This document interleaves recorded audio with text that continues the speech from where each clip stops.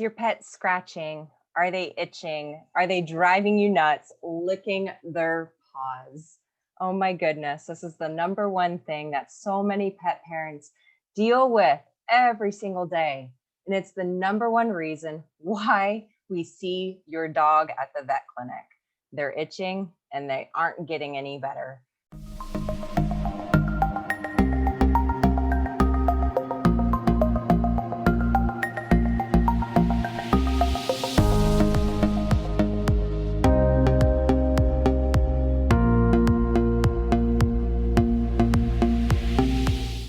I'm Dr. Katie Woodley, the natural pet doctor. This is our weekly coffee talk with the doc, where I go live with you guys, the amazing pet parents, to answer your questions about different pet health topics every single week. I'm a holistic veterinarian in the Northern Colorado region. I'm the founder of the Natural Pet Doctor, where I help you help your pets to live their best lives possible by integrating in holistic medicine. Do you have an itchy pet? I want to know. Let me know in the comments, what are your biggest concerns? Because what we're going to talk about is, why are they itching? What can you do? What are some natural things that you can help them with? And also, what are those diagnostic tests that you actually should be asking for, or your veterinarian should be running to figure out what the cause of the itch is, right? Because there's some fascinating little things, and there's a lot of studies that are coming out that are showcasing that our pets may actually be itching for reasons that aren't so clear. So I hope you guys are ready. Let's get going. And as I mentioned, if you're here, you have questions about itchy skin, please drop your question down below so that I can help answer that and help guide you so you don't continue on the frustrating itchy cycle path of going back and forth to the vet clinic and not knowing what is working, right? So let's talk about, what exactly is pruritus? What is pruritus, right? This technical word. It actually is, it means itch. It's the same thing as itching. So what can happen is our pets start scratching, they start itching. Usually it's secondary to something else. They don't just start scratching and itching because they're scratching and itching. Yes, every now and then, right? It's just like, I have an itch on my head. I do it once, we're done. I'm not creating a problem. But what can happen is if your pet is constantly scratching and itching, they are going to cause a physiological reaction. When they're scratching, they're creating redness. That's those mast cells that are releasing histamine. And then this whole pro-inflammatory cytokine pathway happens, where now the skin's getting red, it's getting more itchy, it's getting more red and inflamed. And it leads into this vicious cycle where now your pet's scratching until they cause a scab, they cause a sore. Then what happens? Your pet gets a secondary bacterial infection. What do yeasts like? They like warm, moist environments. So if your pet has an itchy ear, they start scratching. It starts down this secondary pathway where now you potentially are going to the vet, you're getting antibiotics, you possibly are getting steroids to stop the itch, but did we actually figure out what the root cause of that problem was? So that's a big thing that we need to look at. What can an itchy pet look like? It's not always scratching. Do you have a pet? Do you have a dog that licks their paws? They're always licking their paws, and you're just like, why? Stop doing that. Fluffy, stop the licking. Stop like the sucking of the paw. They could actually be itchy. Are they always rolling around on the ground? Do they always seem uncomfortable, like they're rubbing against you, they're rubbing against the furniture, like for a dog, like a cat, right? Rubbing up against the furniture, you're like, oh, maybe they learned that from the cat, or they just want to be a cat, and you like laugh and it's like funny, and then you're like, but they keep doing it. So why would they do that? So there can be these subtle signs of itchiness. So the other thing is that there's studies that show that there's a behavior component to this. So if you have a dog that's really stressed out, or you're really stressed out, and your pet is picking up on that, it can actually lower the itchy threshold. So there's actually this pruritic threshold where if our pets pass beyond that, they start scratching, chewing, licking, potentially creating those sores, the secondary sores, because we haven't figured out why And it can all come back down to stress. So let's talk about some of the causes of the itch, right? Most people feel like, okay, yes, environmental, right? You go to the vet, you have maybe a middle-aged pet and they've been scratching, they've got sores, and you're like, doc, why is this happening? And they're like, oh, it's probably an environmental allergen. The thing is, though, is that is it truly an environmental allergen or is there something else going on? That's only one of many causes. Some of the more common causes, yes, environmental. We also have ectoparasites. So those are going to be your fleas, Sarcoptes mite, Cheletiella, which is a cool name, for your cats, especially if your cat's all of a sudden really itchy. You're also going to see things like Demodex mites, which you can't see. You physically can't see them, just like Sarcoptes. And if we're not figuring out that there's an underlying ectoparasite problem, we miss the game, right? We're putting all these drugs potentially into our pets, but we haven't cleared the flea issue. We haven't gotten rid of those mites. We haven't figured out why is this happening? Where did these mites come from?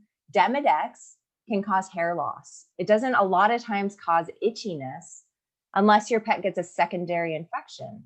So if you have a pet that's suddenly losing hair and your vet or you haven't gone to the vet, you need to do a skin scrape because those mites, they normally live in the hair follicles. And what happens is that they grow out of control. They don't just do that. That's the other thing. You need to be asking why. Why is the Demodex mite unhappy? Why are they like growing out of control? Why are they like attacking my pet's hair and making it lose their hair? So the thing is, you have to look back. Okay, why is the immune system under attack? Why is my pet out of balance? But we also have to do the test to figure out the thing, right? So that we know what path to go down. So ruling out Demodex mites, Sarcoptes mites, you go for a hike, you come back a couple days later, all of a sudden your pet's super, super itchy. And you're like, what happened there? Maybe they came into contact with a Sarcoptes mite you can't see that was from wildlife that passed through that area. Those are things where your pet's getting super itchy and there's areas we can look at to identify most likely this is the cause. So if you live in an area with fleas, where will they be itching and scratching? Usually the back third of the body, the top of the tail base. So that's why a lot of times you go to the vet and you're like, I don't see any frickin' dang flea. It can't be fleas, doc. Like it can't be fleas. There's no flea. And we're always like, no, like I really think it's got to be fleas if they're chewing at their top of the base of the tail and that lower lumbar, lower back area. It's the number one area. And if you have fleas in your area, even a small amount, in Colorado, we don't have a ton of fleas, but we're seeing them more frequently. And I think it has to do a lot with we aren't supporting the immune systems of our pets very well, especially with the food we're feeding. So our pets are tastier to these things. You don't see a lot of, when you go to like a third world country and you see a lot of those street dogs that don't look very healthy. They're mangy, they have fleas, they just look bleh. They don't look very healthy. They're more prone to getting ectoparasites. They're more prone to the skin infections because they don't have the vitamins, the nutrients, the optimal food to help support their body. But we need to be doing those tests. So I don't want you to wait until like your pet is like covered in scabs, they've chewed themselves raw, because you can figure it out. Everything is figure outable. I don't know if you follow Marie Forleo. She's an incredible personal development person, but it's the same with vet medicine, just like it is for our own health and our own personal growth. We can figure it out.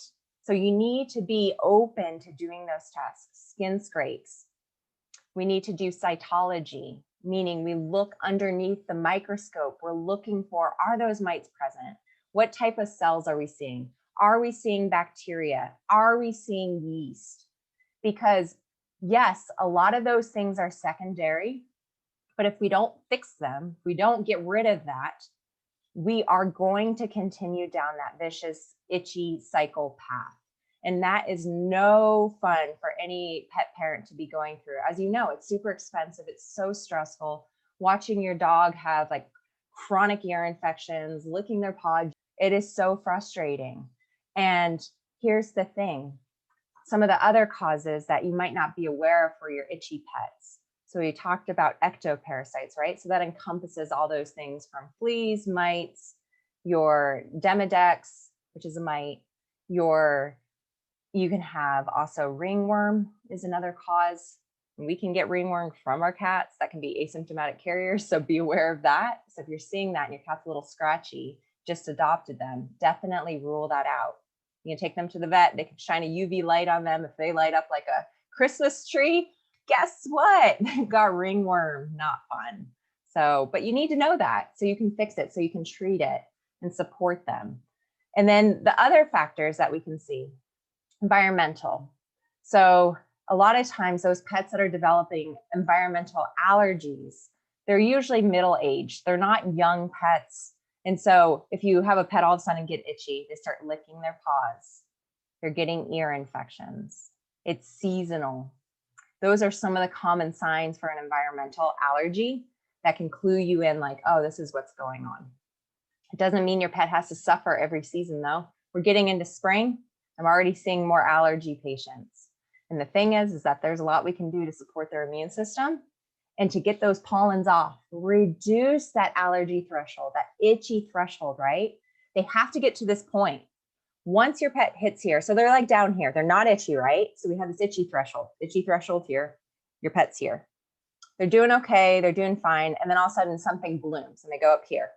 And then all of a sudden a flea bites them, they go up here. And then all of a sudden, say they come into contact with a something that makes them sensitive on their skin, like a contact allergen, and they go over that threshold. And now they're scratching and chewing and licking and all the things. So that's where if we reduce like, okay, the cleaning product that caused inflammation in your pet's body, now we're taking them from here to down here. What we see is less itching. So we don't necessarily have to eliminate all the things because we can start removing things as we know they're causing an issue while we're supporting the immune system, while we're building up the skin barrier, using things like omega-3 essential fatty acids, which if you didn't watch it already, check out our latest YouTube video and our blog post at thenaturalpetdoctor.com. So you'll learn about essential fatty acids, the difference between omega-6, omega-3, why your pet may be lacking in those, and how you can support them with some safe, effective essential fatty acids. Those are the things that build up the skin barrier, have natural anti-inflammatory properties to bring down that inflammatory response, lower those pro-inflammatory cytokines naturally. So you may not see an effect right away, but over time, it's really important to continue using those supplements, using those herbal products, because it's supporting the immune system. So they're not as strong as, say, giving steroids like prednisone, or giving cytokine, or giving Apoquel, or giving your Cytopoint injections. Those are blocking a receptor. They're blocking that inflammatory pathway. So they're modulating the inflammatory response. So a lot of those newer drugs, Apoquel, Cytopoint, what they're doing is they're down-regulating T helper cells. They're affecting certain enzyme pathways so that they're lowering the amount of histamine that's being released from those mast cells, from those other inflammatory cells, that's leading to the increased redness, increased itchiness, that's making your pet want to have itchiness, that's giving them what we technically call pruritus. And so when we give those drugs, they work really fast and there is a time and place for them. So if you have a dog or a cat that's so itchy that they're creating sores, they're creating problems, they're creating secondary infections, we need to give them comfort. And when we give them that comfort, we can be doing the other things that take longer. The food changes, the supplement additions that are going to take longer, but are going to be the foundation for your pet maintaining health over the long term. So if you have a pet with environmental allergies, a lot of times I'm asking the question, okay, well, is there an environmental component? Or sorry, there is of course an environmental component. Is there a genetic component? And one of the other big common reasons why your pet is itchy is the food. Is there a cutaneous adverse food reaction occurring? Essentially, is your pet sensitive to something that's in the food that's going into their body? Talked for 2 hours on Wednesday night with a lot of you who are here about food and how screwed up the pet food industry is, and how there are chemicals. If you are feeding a processed food diet, there are chemicals in that food that we don't even know about that are lowering your pet's itchy threshold. They're increasing the inflammation in your pet's body. And so all of these things are coming together to create the perfect storm. So usually we're seeing multiple things that are causing that itchiness. It's not usually just one or the other. When we start looking for food sensitivities, we typically find like a pet is sensitive to something that they are either eating in a monthly flea and tick product, monthly heartworm preventative, a treat, a bully stick.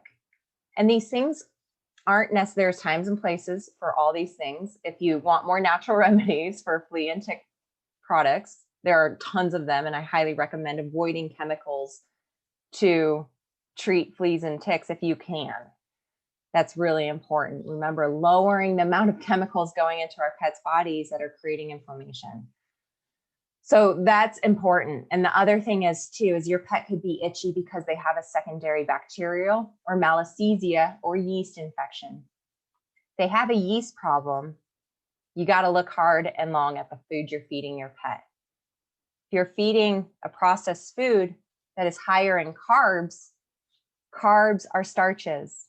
Carbs turn into sugar. Sugar feeds yeast. It can be really hard to get rid of those chronic yeast problems when we're putting more and more sugar into our pets every single meal. So we have to start looking at that. The other thing is too, is there are a lot of studies that show what our pets' moms are being fed while they're pregnant with the puppies that are actually genetically predisposing them to developing things like atopy. So they're genetically predisposed to inflammation. They're more prone to getting itchy skin, more prone to developing environmental allergens.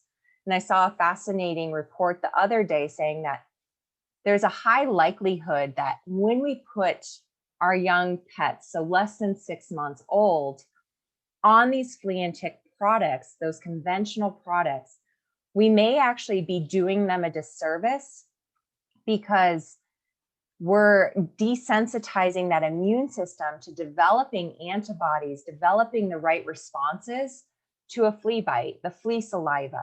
Yes, we don't want them to get an infestation, but we're kind of priming the immune system to not respond in the right way, where it overreacts and we get massive hot spots, skin infections, and then there's this whole inflammatory cascade that happens in the body and we can't get on top of it. And then it sets your pet up for life where you're just like in and out of the vet clinic.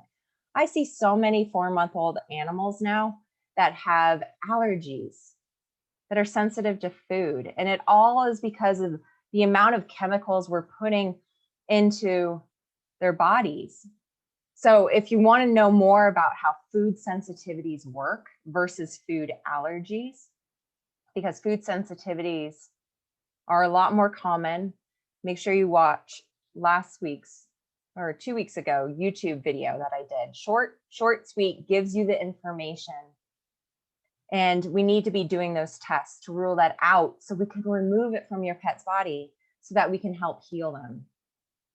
You're going to be getting a lot of tips through this month with our weekly coffee talks with the doc. So make sure if you're on Instagram, sign up to get reminders for when this happens, the link in the bio. Also, on Facebook, I'll post a link so you can sign up for that because this is a huge problem for pets. And I know a lot of you that are here are dealing with allergies, dealing with those itchy cats, dealing with those itchy dogs. And there's a lot of things we can do from omega-3 fatty acids to optimizing the food. And if you want to get that webinar that we did, just join our VIP club. And you also get this month's webinar, which I'll be releasing soon, that will be on a very important topic that's really near and dear to a lot of people's hearts here. And you'll get all those additional resources.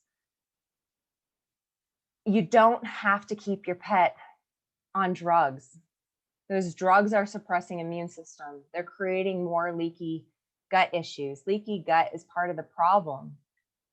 What that means is that when your pet is eating foods that have not optimal ingredients, or they have those hidden chemicals, or they're creating inflammation, or they're lowering the amount of omega-3 fatty acids in the skin, they're dehydrating your pet because they're feeding a dry food diet, we're setting them up to have future issues. So yes, there is a time and a place to use those drugs. Get them comfortable, but don't rely on them, because here's the thing.